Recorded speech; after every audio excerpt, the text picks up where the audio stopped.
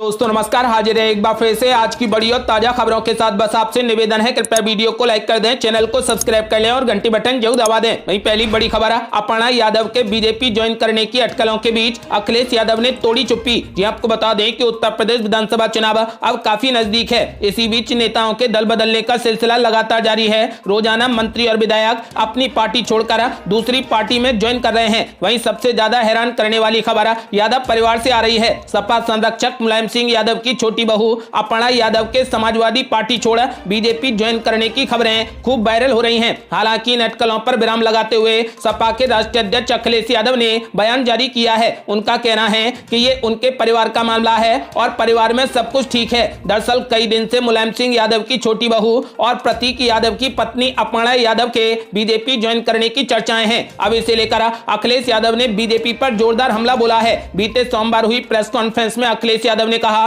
कि योगी आदित्यनाथ को हमारे परिवार की ज्यादा चिंता रहती है। चुनाव में बीजेपी कई ऐसे षड्यंत्र करने की कोशिश करेगी, लेकिन समाजवादी पार्टी उन्हें सफल नहीं होने देगी। अखिलेश यादव ने ऐलान कर दिया है कि इस बार उत्तर प्रदेश में हम पूर्ण बहुमत के साथ सरकार बनाएंगे। यदि आप भी मानते हैं कि इस बार समाजवादी पार्टी की सरकार बनेगी तो अपनी राय हमें वीडियो लाइक कर कमेंट बॉक्स में जरूर दें।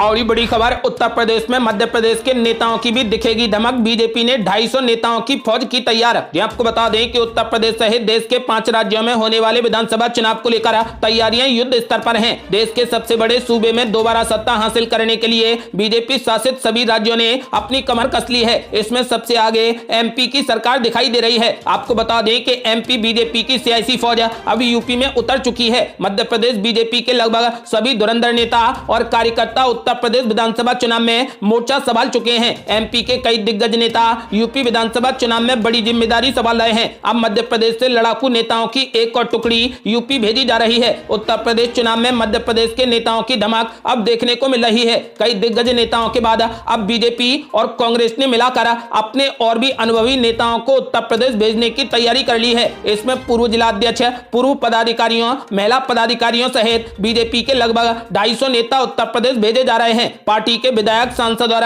मंत्रियों की भी तैनाती की जा रही है। बीजेपी ही नहीं बल्कि कांग्रेस संगठन ने भी मध्य प्रदेश के नेताओं की ड्यूटी उत्तर प्रदेश के चुनावी दंगल में लगा दी है। उत्तर प्रदेश चुनाव के लिए पार्टी आलाकमान ने राज्यसभा सांसद राजमणि पटेल और पूर्व मंत्री कमलेश्वर पटेल को भी पहुंचने के निर्देश दे दिए हैं। आपको बता दें कि उत्तर प्रदेश के विधानसभा चुनाव में मध्य प्रदेश की पूरी टीम उतर चुकी है और बीजेपी ने अपने धुरंधर नेताओं की 250 की फौज तैयार की है। और बड़ी खबर, ममता बनर्जी के सहारे यूपी में सरकार बनाना चाहते हैं अखिलेश यादव। बीजेपी को हराने के लिए ममता बनर्जी से मांग रहे मदद। आपको बता दें कि समाजवादी पार्टी के राष्ट्रीय अध्यक्ष और पूर्व मुख्यमंत्री अखिलेश यादव चाहते हैं कि ममता बनर्जी यूपी विधानसभा चुनाव में उनके लिए प्रचार करें। अखिलेश यादव ने समाजवादी पार्टी के राष्ट्रीय अध्यक्ष कृणमय नंदा को कोलकाता भेज दिया है। आज कृणमय नंदा ममता बनर्जी से मिलेंगे। इस मीटिंग में नंदा ममता बनर्जी के समक्ष यूपी में चुनाव प्रचार करने का प्रस्ताव रखेंगे। इसके साथ ही अन्य विषयों पर भी चर्चा करेंगे। नंदा ने कहा कि कोविड पाबंदियों के कारण चुनाव का डिजिटल प्रचार किया जा रहा है। नंदा ने ममता बनर्जी की तारीफ करते हुए कहा कि पूरे देश ने देखा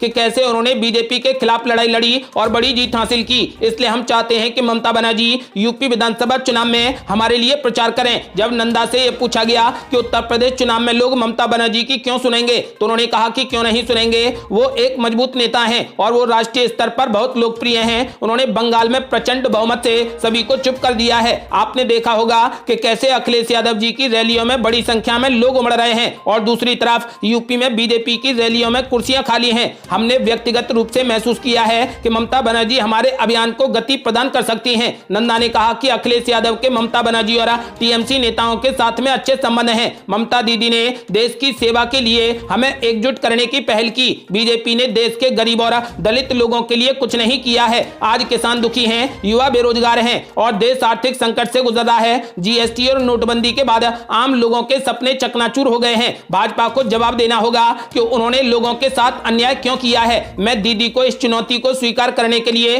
धन्यवाद देना चाहता हूं। आपको बता दें कि अखिलेश यादव ने समाजवादी पार्टी के राष्ट्रीय उपाध्यक्ष कृणमय नंदा को कोलकाता भेज दिया है और वो आज ममता बनर्जी से मिलेंगे और यूपी में प्रचार करने की अपील करेंगे। और बड़ी खबर, अब चंद्रशेखर रावण ने अखिलेश यादव पर बोला जोरदार हमला। बोले विरासत से तय नहीं होंगे सियासत के फैसले। आपको बता दें कि भीम आर्मी का समाजवादी पार्टी से सीटों पर सहमति न बन पाने के चलते गठबंधन न होने को लेकर विवाद अभी थमा नहीं है। लखनऊ में अखिलेश यादव ने एक तरफ इसके पीछे बड़ी साजिश की आशंका जताई तो दूसरी तरफ चंद्रशेखर रावण ने अखिलेश यादव पर जोरदार हमला बोला। चंद्रशेखर रावण ने कहा कि विरासत से तय नहीं होंगे सियासत के फैसले, ये तो उड़ान तय करेगी कि आसमान किसका है। आपको बता दें कि उन्होंने अखिलेश यादव पर खुद को और बहुजन समाज को अपमानित करने का आरोप लगाया है। चंद्रशेखर रावण ने अखिलेश यादव को दलित विरोधी बताते हुए कहा कि हम समाजवादी पार्टी के साथ गठबंधन नहीं करेंगे और अकेले ही विधानसभा का चुनाव लड़ेंगे। हमारी लड़ाई विधायक बनने की नहीं है, हमें सामाजिक न्याय चाहिए। पिछले 5 साल में समाजवादी पार्टी ने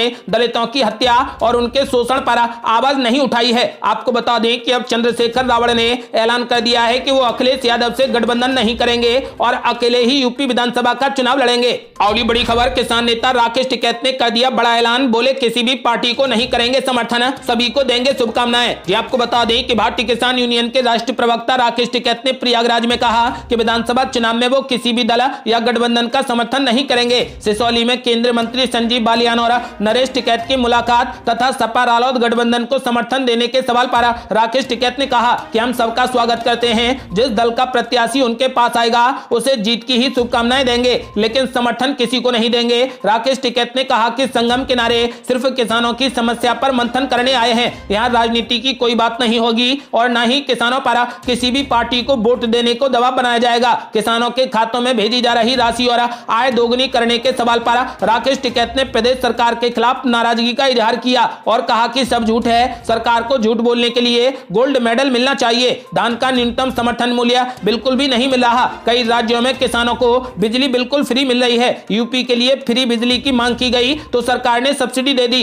गन्ना किसानों का भुगतान रुका है। इन्हीं मुद्दों को लेकर किसानों में नाराजगी है। नेता वोट मांगने जाएंगे तो किसान ये सवाल जरूर करेंगे। राकेश टिकैत ने कहा कि उनकी मांग पर किसानों को मुफ्त बिजली आज कई पार्टियों का एजेंडा है। इन्हीं मुद्दों को लेकर अगले महीने किसानों के बीच जाएंगे। क्या खोया क्या पाया के मुद्दे पर किसानों से सीधे बात करेंगे। धर्म और जाति के नाम पर किसान बटे हैं। 13 महीने के आंदोलन के बाद किसान फसल विकास के मुद्दे पर मतदान करता है और उसका असर देखेगा। राकेश टिकैत ने किसानों को खनन में कुछ राहत देने के लिए सरकार की तारीफ भी की है। और बड़ी खबर, कांग्रेस में शामिल हुए तौकीर रजा ने कर दिया बड़ा ऐलान, कहा भाजपा से ज्यादा खतरनाक है समाजवादी पार्टी, कांग्रेस का साथ दे मुसलमान। ये आपको बता दें कि इत्तेहाद मल्लिक काउंसिल प्रमुख मौलाना तौकीर रजा ने समाजवादी पार्टी को मुसलमानों के लिए भारतीय जनता पार्टी से भी ज्यादा खतरनाक बताया है। उन्होंने कहा कि सही मायनों में धर्मनिरपेक्ष दल की भूमिका निभा रही कांग्रेस के हाथों को विधानसभा चुनाव में मजबूत करने की जरूरत है। कांग्रेस के प्रदेश दफ्तर में आयोजित संवाददाता सम्मेलन में कांग्रेस की सदस्यता ग्रहण करने के बाद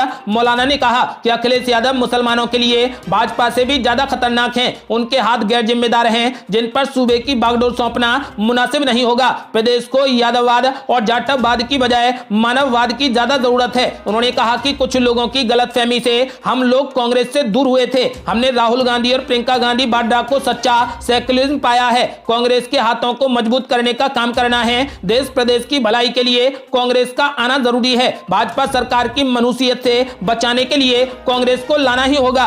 और बड़ी खबर, अखिलेश यादव के अन्न संकल्प पर स्वतंत्र देव ने बोला जोरदार हमला, बोले बंदूक वाले हाथों में अन्न केवल ढोंग है। ये आपको बता दें कि सपा अध्यक्ष अखिलेश यादव ने हाथों में अन्न लेकर भाजपा को हराने और भाजपा को हटाने का संकल्प लिया है। अखिलेश यादव के अन्न संकल्प पर भाजपा के प्रदेश अध्यक्ष स्वतंत्र देव सिंह ने जोरदार हमला बोला है। स्वतंत्र देव सिंह ने इसे किसानों के प्रति बड़ा ढोंग बताया है। स्वतंत्र देव सिंह ने कहा कि हाथ में बंदूक लेकर घूमने वाले आज हाथ में अन्न लेकर किसान हितैषी बनने का ढोंग कर रहे हैं। इनके सपा शासन में हमारे किसान भाई रात को अपने खेत पर जाने से भी घबराते थे। इससे पहले अखिलेश यादव ने किसान नेता तेजिंदर सिंह विर्क के साथ पार्टी के प्रदेश दफ्तर में आयोजित संवाददाता सम्मेलन में गेहूं और चावल हाथ में लेकर कहा कि 3 काले कानून के जरिए किसानों पर ज्यादती करने वालों को प्रदेश भर के किसान हराने और हटाने का संकल्प लेते हैं। आपको बता दें कि अब स्वतंत्र देव सिंह ने ऐलान कर दिया है कि अन्न हाथ में लेने वाले पहले बंदूक हाथ में रखते थे। इनके सपा शासन में हमारे किसान भाई रात को अपने खेत पर जाने से भी घबराते थे और अब वो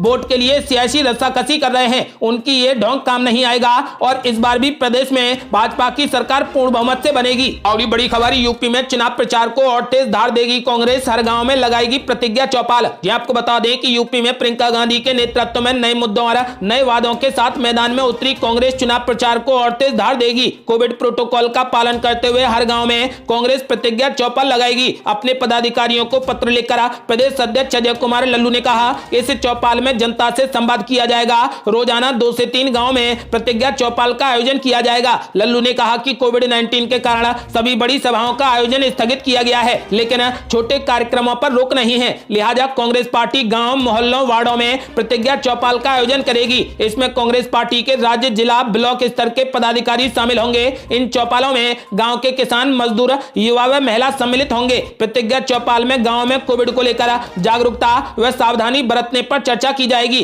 चौपाल में मास्क का आवश्यकता अनुसार दवा भी बांटी जाएगी। इसमें महिला घोषणा पत्र, किसानों के लिए कांग्रेस की प्रतिज्ञाओं की चर्चा की जाएगी। साथ ही युवा, बेरोजगारों, महिला एवं सहायता समूह के साथ चर्चा करने के अलावा घर घर संपर्क व प्रतिज्ञा पत्र का वितरण करने के साथ गांव में सदस्यता अभियान भी चलाया जाएगा। आपको बता दें कि पत्र में कहा गया है कि कांग्रेस पार्टी के प्रदेश, जिला, शहर, ब्लॉक, वार्ड, नगर पंचायत और न्याय पंचायत के पदाधिकारी प्रतिदिन 2 से 3 चौपाल में उपस्थित रहेंगे और संवाद करेंगे और कांग्रेस के प्रतिज्ञा पत्र के बारे में मतदाताओं को जागरूक करेंगे। अजय कुमार लल्लू ने कहा कि विधानसभा चुनाव को लेकर कांग्रेस पार्टी पूरे तरीके से तैयार है। पूरे प्रदेश की जनता योगी राज की व्यवस्थाओं से परेशान है और अब बदलाव होकर रहेगा। उत्तर प्रदेश में कांग्रेस पार्टी की सरकार बनेगी और प्रतिज्ञा पत्र में ली गई सभी प्रतिज्ञाओं को पूरा किया जाएगा। ये थी अब तक की बेहद बड़ी खबरें। यदि आप भी चाहते हैं कि भारत जल्द से जल्द कोविड मुक्त हो जाए तो इस वीडियो को लाइक कर अपनी राय हमें कमेंट बॉक्स में जरूर दें। यदि आपने अभी तक हमारे चैनल को सब्सक्राइब नहीं किया है तो कृपया चैनल को सब्सक्राइब कर घंटी बटन जरूर दबा दें। जल्दी मिलते हैं बड़ी अपडेट के साथ, तब तक के लिए जय हिंद, जय भारत।